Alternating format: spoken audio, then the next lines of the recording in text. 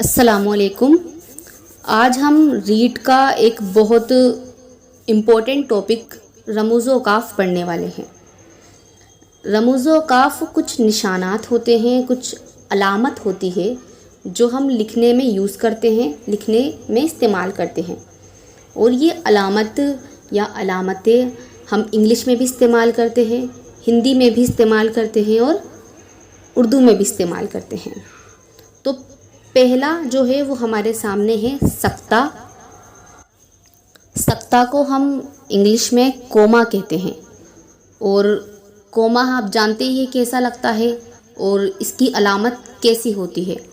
वैसे मैंने यहाँ इसकी अलामत और इसका नाम दोनों लिख दिया है, तो आप देख लीजिएगा।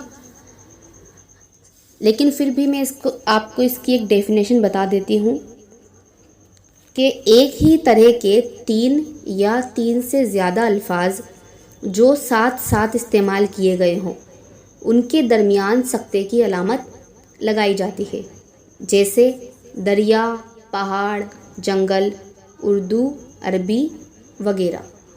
आप चाहे तो ये डेफिनेशंस लिख सकते हैं। उसके बाद दूसरी जो हमारे सामने तारीफ़ आती है वो है तफसीला की। तफसीला यानी जब आपको कोई चीज़, कोई टॉपिक बहुत तफसील से, बहुत डिस्क्रिप्टिव लिखना हो तो आप तफसीला का यूज़ करते हो। और ये अलामत आपको कोई इक्तिबास या आपको किसी फहरिस्त को दिखाना हो तब भी लगाई जाती है। तीसरी अलामत है ख़त्मे की।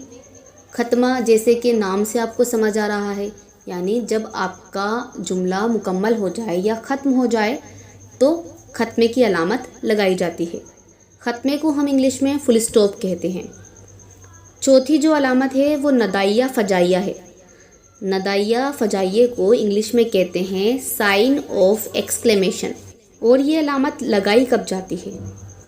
तो ये तब लगाई जाती है जो अल्फाज किसी को मुखातिब करने या बुलाने के लिए बोले जाते हो, और जो अल्फाज खुशी, गम, नफ़रत और ताज्जुब का इजहार करने के लिए बोले जाते हैं, उनके आगे ये अलामत लगाई जाती है।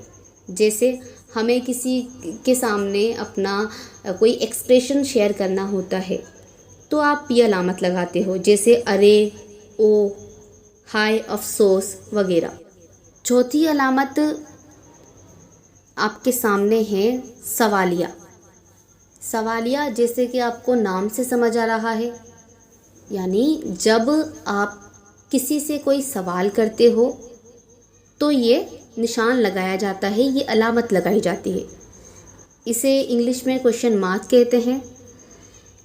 और इसकी मिसाल ये है कि आपका नाम क्या है, आप कौन हो, इस तरह के जब आप कोई भी सवाल पेश कर रहे हो तो आपको ये अलामत लगानी होती है।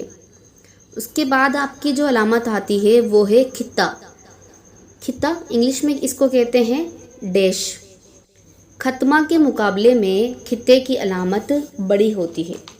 किसी लफ्ज़ की वजाहत के लिए, यानी उसको एक्सप्रेस करने के लिए बहुत से अल्फाज आ जाते हैं तो उनके दरमियान ये अलामत लगाई जाती है। मिसाल देखिए कि घर के सभी अफराद वालिद और वालदा। अब वालिद और वालदा के बीच में डैश लगेगा। भाई और बहन, इनके बीच में डैश लगेगा। बेटा, बेटी, इनके बीच में डैश लगेगा। सभी सो रहे हैं। अगली जो अलामत है वो है कोसेन। कोसेन कहते हैं ब्रैकेट्स को। कोसेन की अलामत जुमले के पहले और आखिर में लगाई जाती है। जैसा आपको पता है कि ब्रैकेट्स कैसे लगते हैं, एक पहले और दूसरा आखिर में। और नेक्स्ट है आपका वावेन। वावेन को आप इंग्लिश में कहते हैं इन्वर्टेड कोमास। इन्वर्टेड कोमास कब लगते हैं? जब किसी का कॉल यानी किसी का डायलॉग उसी के अल्फाज में नकल करना होता है तो इस इबारत से पहले और आखिर में वावेन लगाते हैं। वावेन जैसे आप एक डायलॉग ये देखिए कि रशीद अहमद ने कहा था, गज़ल उर्दू शायरी की आबरू है। गज़ल से पहले इन्वर्टेड कोमास लगेगा और आबरू है के बाद इन्वर्टेड कोमास लगेगा। तो ये निशानात बहुत ही इम्पोर्टेंट है जो आपके रीड के पेपर में आपको नज़र आते हैं और अगर आपको कोई निशान, कोई अलामत जिसकी वजाहत आपको पूछनी हो तो आप बता सकते हैं। शुक्रिया।